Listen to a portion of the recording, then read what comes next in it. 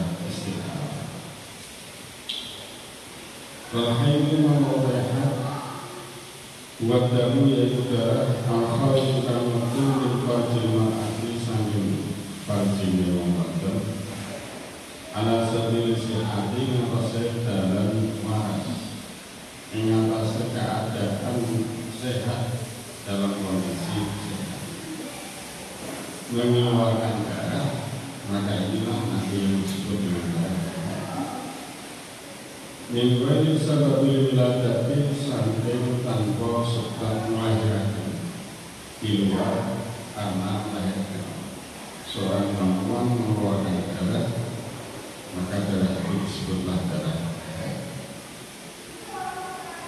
Rawahu Bukhari wa Muslim an Aisyah radhiyallahu anha qalat kharajna la nara ila al-hajj. Ketika Aisyah sedang menjalankan haji bersama Rasulullah sallallahu alaihi wasallam, falamma kunna bisarafa itu lalu Aisyah menjalani haid di tengah ibadah haji. Fadakhala alaihi Rasulullah sallallahu alaihi wasallam wa ana abi qala ma laki anak istri. Jadi ditanya sama Rasulullah, kenapa kamu nangis? Dijawab oleh Aisyah, karena sedang. Bagaimana tidak menangis sedang melaksanakan ibadah haji dia terjadi haid. Qultu na'am qala inna hadza amrun katabahu Allah ala banati Adam. Waqdi ma yakdil haji wa ya'la lahu fi baiti. Jadi ini juga karena haid maka menjadi penyebab larangan orang melakukan beberapa ibadah, rangkaian ibadah di dalam haji. Tapi di sini Nabi hanya menjelaskan wa ya'la lahu selain kamu tidak boleh tawaf. Jadi nanti ada beberapa ibadah yang boleh dilakukan dan ada yang dilarang. Jadi ini karena haid maka menjadi penyebab larangan sebagian atau beberapa ibadah yang ada dalam haji. Walau mutai warna haid tipe aswad dulu, banget irnai aswad dulu, banget irnai. Muftatimun kang panas, jadi yang merasakan tidak berhubungan. Lada untuk kang merasakan yang menyakitkan itu ciri-cirinya dan Rawa Abu Dawud Rawi an Fatimah binti Abi Hubash annaha kanat tastahawi. Faqala Nabi sallallahu alaihi wasallam fa idza kana kama haydati fa innahu damun aswadu ya'raf. Fa idza kana dhalika fa amsiki an sholati. Jadi ini ada perintah dari Nabi supaya tidak menjalankan sholat ketika sedang haid. Fa'amsiki an sholat. Karena Nabi di bab berikutnya ada hal-hal yang dilarang ketika sedang haid, termasuk sholat.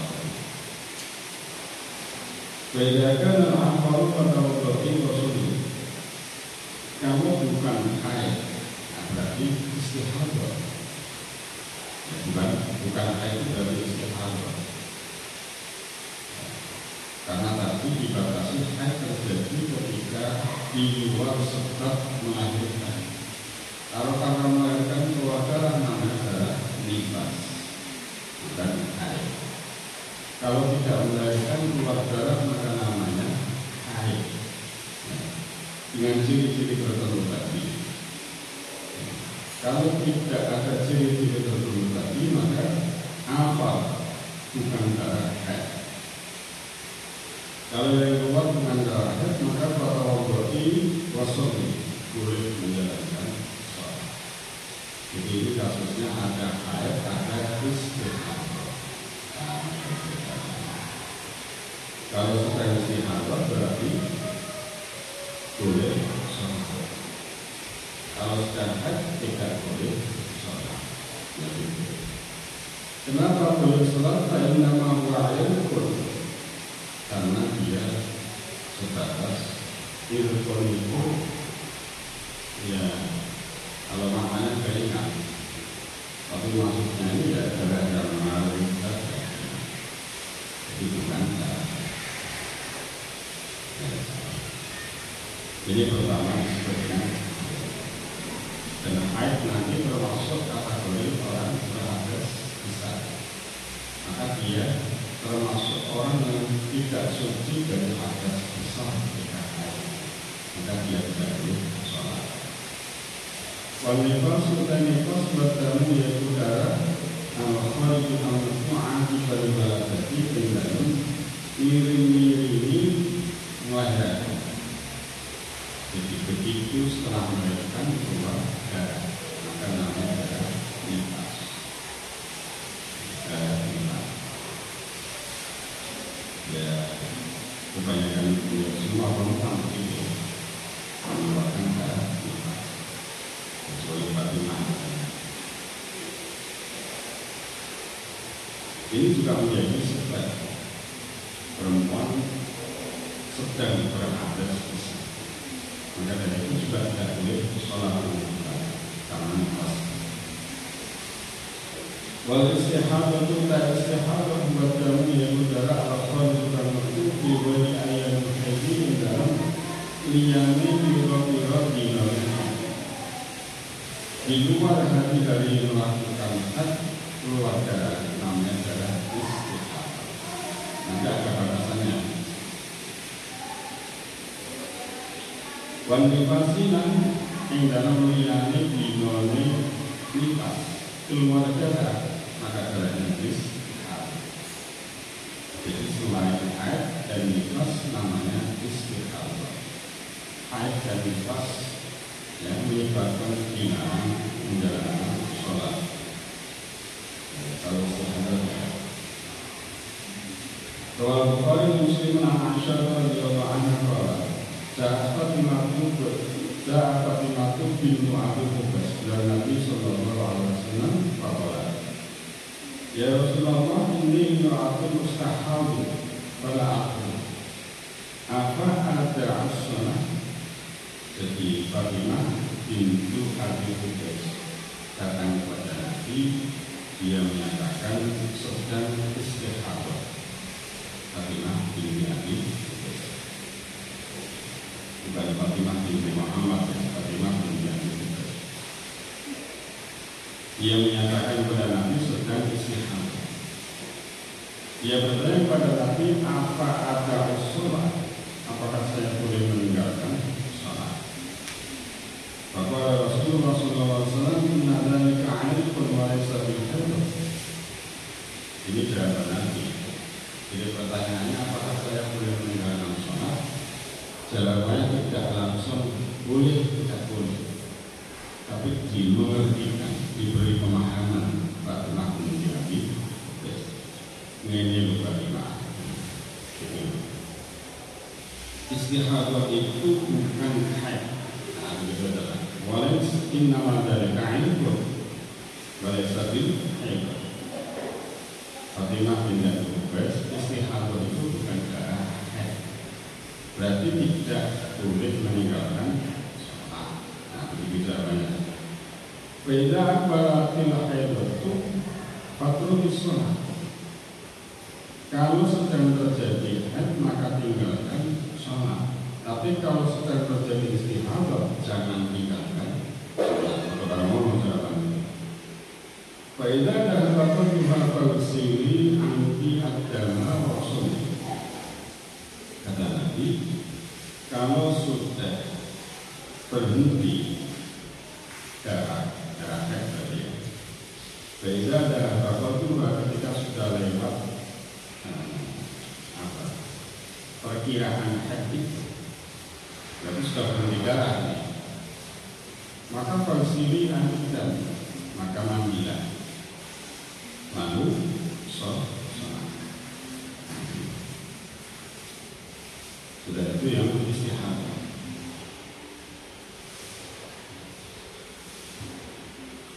Wa kalau haid utawi sisi hati kuya musdina wa lailatul mansuri sehari semalam.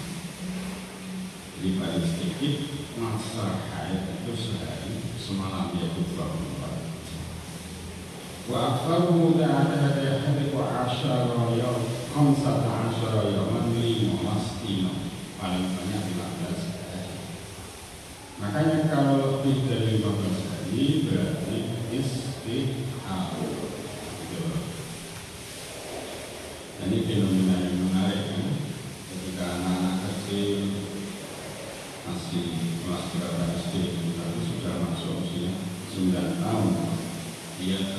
tapi tidak tahu bagaimana cara apa yang dibilang, cara mensucikan atau cara berperilaku terhadap haid. Anak-anak kecil 9 tahun sudah dia wajib sholat, sementara dia belum paham benar terkaitnya. Karena itu yang menjadi tugas pokok.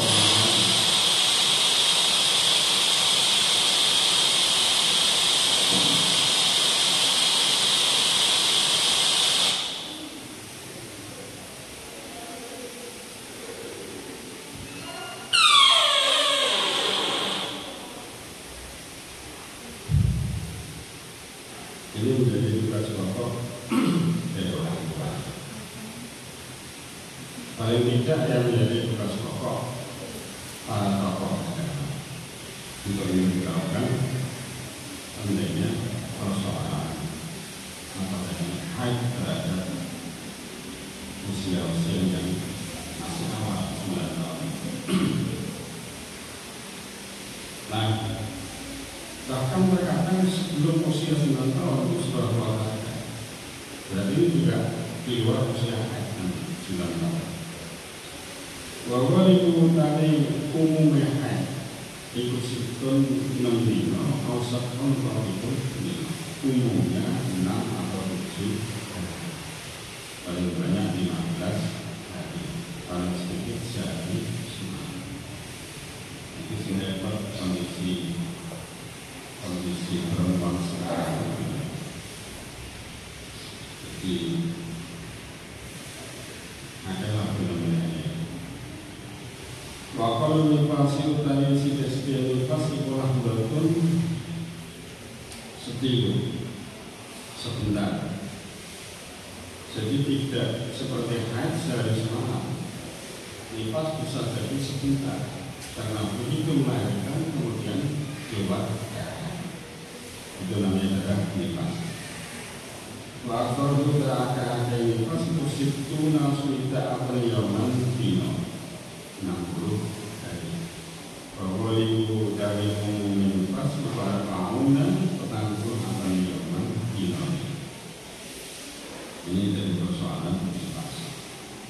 Waktu itu dalam sisi suci dalam air bertani dalam antara hektor. Jadi ada masa suci, ada masa haid. Masa haid paling banyak 15 hari. Paling banyak. Jadi kalau lebih dari 15 hari maka tidak termasuk haid. Maka masa suci paling sedikit juga 15 hari. Wakon uturi berulah haidotani itu kumsaka asyar yaman 15 amal yaman dinoni. Paling sedikit 15 hari. Jadi begitu haid ya, sampai dengan dia haid lagi itu minimal 15 hari. Kalau kurang dari 15 hari berarti istri. Jadi nanti itu jadi mahatnya harus ada materi pembelajaran tentang bagaimana hidup bersama haid itu. Jadi ada materi khusus tentang kewanitaan manusia di sini khususnya. Walaupun dalam orang kata psikomorfik aksari betul hake-hake suci, hake-hake suci. Jadi suci sepanjang tahun juga boleh ya, maka tidak ada batasnya, paling sedikit saja ada, paling banyak tidak ada batas. Waktu zaman tes mausa tak hidupkan hati dalam zaman soal atau Ramadan itu diskusinya soal berapa tahun. Jadi paling sedikit masa perempuan itu pada usia 9 tahun karena dia masuk usia haid. Tapi fenomena yang terjadi sebelum usia 9 tahun anak perempuan sudah mengeluarkan darah. Ini maka secara teori keterangan ini berarti tidak termasuk haid. Tapi bisa jadi itu haid teliti, karena fenomena perempuan sekarang dengan dulu sudah beda. Bisa jadi. Wamaru udah anu salamah radhiyallahu anha. Qala kana timnu fasal tajlisu ala hamdi Rasulullah sallallahu alaihi wasallam arba'ina yaman. Jadi apa yang disebutkan tadi, bahwa masa haid itu pada usia 9 tahun. Ya, usia 9 tahun.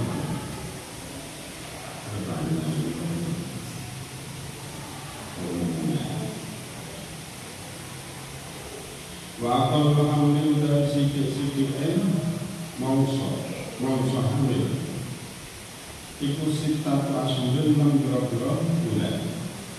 Wa aqallu dari mausa hamil wa mausina papat kira-kira 5 tahun. Wa wali guru dari umumnya hamil iku satu asyurin sama bro-bro umumnya 9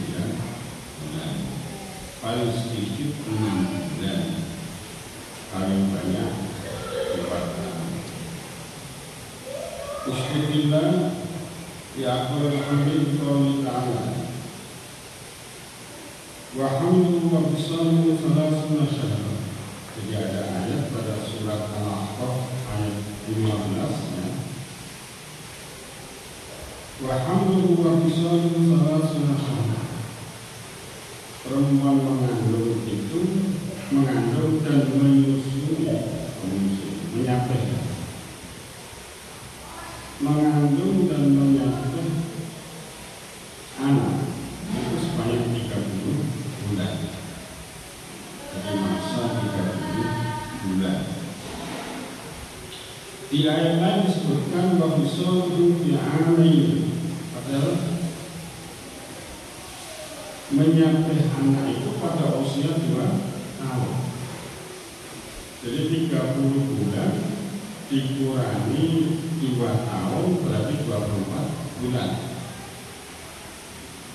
Maka tinggal 6 bulan masa kehamilan. Maka di Quran disebutkan hamil dan sampai dengan menyapih anak itu sebanyak 30 bulan.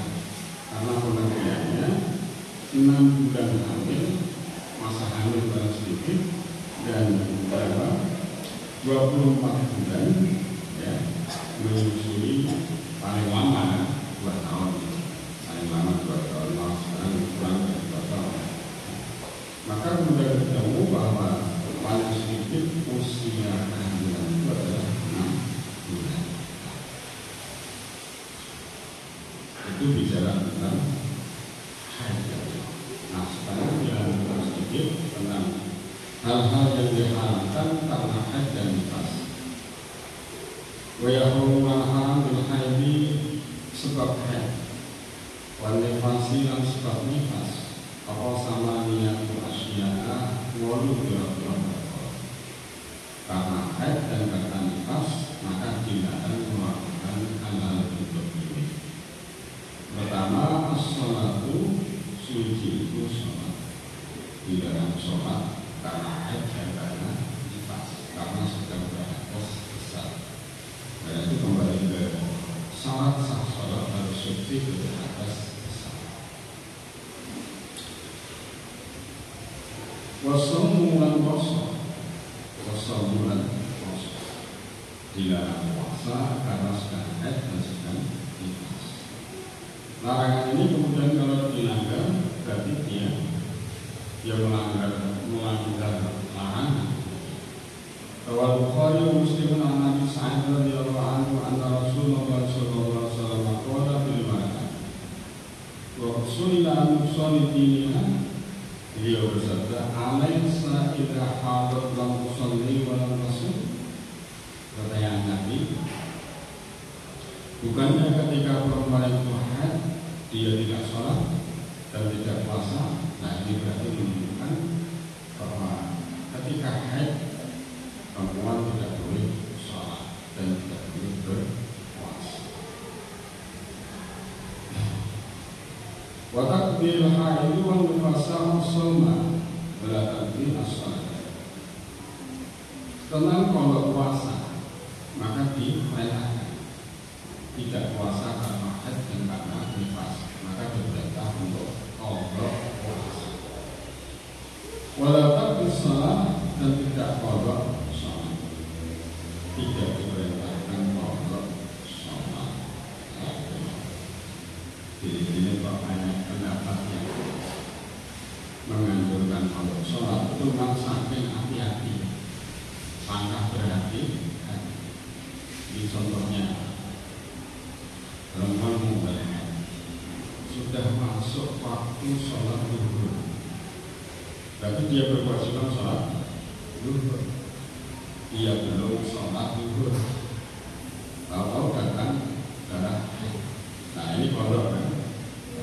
Bahkan ada pendapat kodoknya kudu sakgande, zuhur dan asar boleh berjamaah, berarti kodok juga sekalian dengan asar. Itu hati-hatinya seperti itu. Dan ini saya kira bukan karena kodok, karena bukan karena haid. Jadi begitu masuk waktu sholat, dia belum sholat terus datang haid, dia berkewajiban juga melakukan sholat.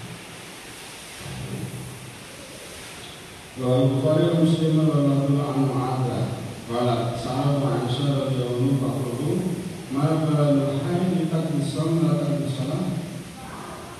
Ini ditanya Aisyah, kenapa tidak qadha sholat tapi qadha puasa? Qala kana yusibuna dzalika ma'a Rasulillah wa nuqulu bi qadar shaum wa nuqulu bi qadar shalah. Jadi jawabannya Aisyah sama. Ya begitu perintah Rasulullah untuk qadha puasa dan juga perintah qadha shalah. Jawabannya Aisyah. Yang ketiga, qiraatul Qur'an lan maca Qur'an. Sedang haid, sedang nifas tidak boleh membaca Al-Qur'an. Ini tentu dalam pandangan mazhab Syafi'i. Rawat Majah an Ibnu Umar radhiyallahu anhu qala Rasulullah sallallahu alaihi wasallam la yaqra'ul junubu wal haidhu syai'an min al-Qur'an. Hadis riwayat Ibnu Majah. Orang sedang junub, junub itu karena hadas besar, bukan karena haid dan bukan karena nifas, yaitu karena jima bersetubuh dengan suami istri, maka dia disebut junub, tidak boleh membaca Al-Quran. Maka ketika mengucapkan bismillah itu harus diingatkan untuk doa, bukan untuk membaca Al-Quran. Walau itu orang yang haid tidak boleh juga membaca syai'an Al-Quran dari wa masul mushafi nan bawa mushaf apa menyentuh mushaf, memegang mushaf, membawa wa'amru dan bawa mushaf Al-Quran, ini juga tidak boleh. Nah saya itu malah mushaf itu tidak hati, berarti orang bawa hati ya repot. Jadi memang kasusnya Al-Quran dan terjemah itu boleh dipegang oleh orang yang tidak punya hidup, karena di situ isinya bukan saja Al-Quran, tapi ada terjemah Al-Quran. Pada orang hati berarti, pada orang hati sosial di sini kalau akhirnya tapi ya tidak memuliakan Al-Quran. Jika dita'ala la yamassu dalam harum. Jadi larangan tadi, larangan menyentuh dan membawa mushaf itu karena firman Allah la yamassuhu illal mutahhar, tidak boleh menyentuh mushaf Al-Quran itu kecuali orang yang suci. Walaqad sallallahu alaihi wasallam la yamassal Qur'ana illa tahir, hendaklah yang menyentuh Al-Quran itu adalah orang yang suci, dan suci dari hadas dimaksudkan sekali. Berikutnya waktu masjid dan mandi masjid, lebu masjid. Ini bagi orang yang sedang haid dan nifas tidak boleh masuk ke masjid. Tapi alasannya di sini kita sobat talisan jika mengotori, jika dikhawatirkan mengotori. Saat itu nggak ada kekhawatiran mengotori, ya karena sudah apa? Canggih, rapat. Wa illa bi'ahum 'alal mukhi wa taradduti la mujarradu an-dukhul. Jadi bukan sekedar masuk ke masjid, tapi lebih daripada masuk, yaitu tinggal atau keliling-keliling muter-muter di dalam masjid. Itu yang menjadi larangan. Maka itu pun ketika dikhawatirkan mengotori berada. Kalau zaman sekarang sudah ada itu. Kalau Rasulullah SAW lawakil masjid dalam haidin wala bijunubin, lawakil masjid dalam haidin wala bijunubin.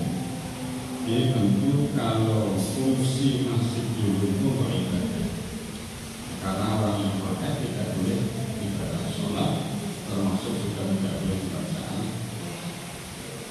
Nah kalau sekarang lebih daripada itu, ada aktivitas lain di dalam masjid. Apalagi model masjid sekarang itu kan tidak saja satu lantai, tapi banyak lantai. Ada lantai bawah, ada lantai atas. Yang disebut masjid ini yang mana? Yang sudah perlu diketahui. Ada yang mengatakan yang disebut masjid dan tempat untuk sholat itu, lantai untuk sholat itu disebutkan masjid. Ada yang mengatakan itu. Karena masjid sekarang itu bangunnya banyak lantai dan tidak semua untuk sholat. Bahkan ada tempat itu untuk usaha juga, ya, untuk usaha juga. Ini kan repot. Wabah mahmudun ala mahmudun yaitu ma'alil marwah muslim wa beriman Aisyah radhiyallahu anha. Qala Rasulullah sallallahu alaihi wasallam na'udzubillahi al-khumrah dalam masjid. Jadi ini bukti bahwa Aisyah menjalankan larangan Rasulullah bagi orang yang sedang haid tidak boleh masuk ke masjid. Aisyah mengatakan nawili al-khumrah dalam masjid.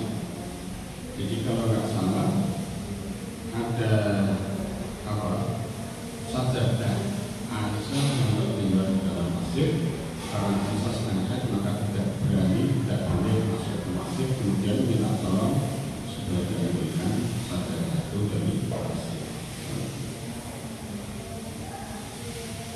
Waktu bulan tawaf, tadi kasus pertama tadi Aisyah sedang haid maka kata Nabi lakukan semua ibadah haji, tetapi tidak boleh melakukan tawaf. Di sini ya, tidak boleh tawaf.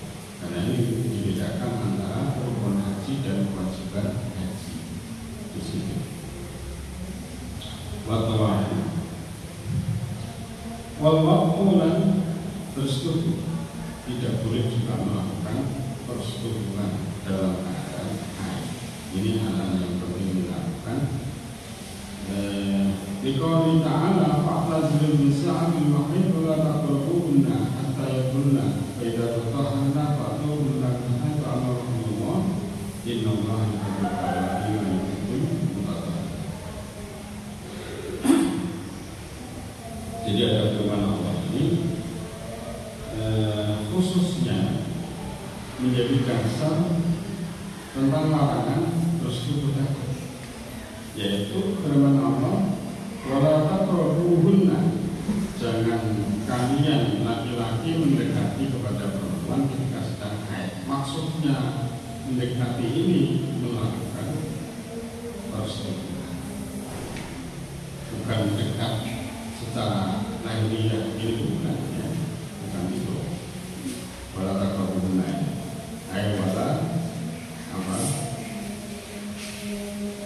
takrumnya sampai dengan dia suci, ya, sucinya tadi disebutkan berhenti darah dan kemudian mandi. Walaupun ada orang lain sucinya itu hanya berhenti darah walaupun belum mandi, sudah hilang larangan wala perhubungan. Wala istimta ulang ngawap seneng. Jadi istimta itu bukan mati. Itu saja. Istimta itu bukan mati. Kalau bersetubuh itu ya bersetubuh. Tapi istimta ini bukan bersetubuh. Istimta juga termasuk yang dilarang di sini. Bima lawan panggonan baita surati yang tetap dan menandani udel usah warobatilan itu harus istimta. Ini menjadi larangan juga. Mengapa itu? Karena ini langkah tertentu. Ya, jadi baita surah warobah dari seorang perempuan itu juga dilarang, ketika perempuan sedang haid. Tentu yang dilarang ini adalah laki-laki untuk berhubungan dengan perempuan, ya, ma'baina surah wa rukbah, karena dikhawatirkan itu. Rawahu Abu Dawud an Abdillah bin Sa'ad radhiyallahu anhu Rasulullah sallallahu alaihi wasallam ma yahillu min imra'atin wa yahillu. Jadi Abdullah bin Sa'ad pernah bertanya kepada Rasulullah, apakah yang boleh saya lakukan kepada istri saya jika dia sedang haid? Tanyanya Abdullah bin Sa'ad. Nabi menjawab, laka ma'fawqal izar. Kamu boleh melakukan apa pada posisi, pada tempat di luar izar. Izar itu pakaian bawah. Jadi ada gamis, ada izar. Izar itu pakaian bawah. Pakaian bawah itu menutupi ma'baina surah wa rukbah, menutupi tempat di antara pusar dan lutut. Ini mana? Jadi kalau disebutkan kamu boleh melakukan apa di luar izar, berarti di luar apa? Pusar dan lutut. Kemudian itu jawaban Nabi kepada Abdullah bin Sa'ad ketika ditanya apa yang boleh dia lakukan terhadap istrinya ketika istrinya sedang haid. Berarti ini juga sekaligus menjadi dasar al-istimta bima baina surah wa rukbah tidak boleh. Al-istimta bima baina surah wa rukbah tidak boleh. Apalagi al-waktu. Ini yang bisa kita pelajari hari ini. Semoga Allah memberikan yang bermanfaat bagi kita semua. Amin.